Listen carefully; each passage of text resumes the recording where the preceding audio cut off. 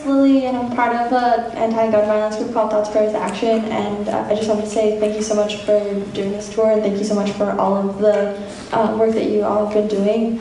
I wanted to ask you guys about like specific policies that you think would be effective in protecting students in schools, and you mentioned before about like mental health support, and also like you mentioned before about Black Lives Matter.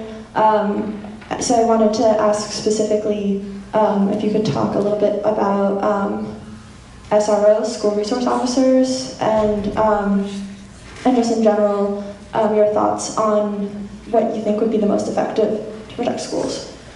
Well, actually, our policies, we have 10 policy points that we know will curb gun violence on state and federal levels. They're actually in the back of the book.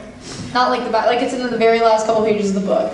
So those are all proven to work and lessen gun violence, and they're all constitutional, like we're not taking anybody's guns.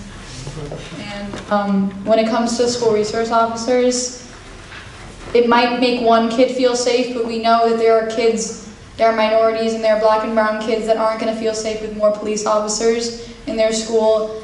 And the thing that I think we all can believe is that what could help students more in school are professionals that'll help them mentally and help them deal with their problems and not cause more problems and increase the school to prison pipeline and all that garbage.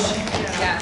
Just to add on to that as well, school resource officers, a lot of the time, a lot of people ask us, should we have more in schools? And that's always a hard question to answer because of the school to prison pipeline, because of all these issues that are implicated into that. So what we really think about is one thing that I got to learn from going to school board meetings and going with school safety meetings that I've been attending just in my local area. A lot of what they've been pushing is threat assessment, is simply just making sure that the intelligence is there, that when you know these individuals, because a lot of the time after a lot of these shootings, this isn't 100% of the time, but there are individuals who have had a history, who have had actual records of being violent towards others, or being just all in all disrespectful, being a bully, being more of a loner, being someone who is just outside of the community and feels disgruntled. And it's really just piecing that information together, like when individuals post things to Snapchat or Twitter or Instagram, having individuals out there having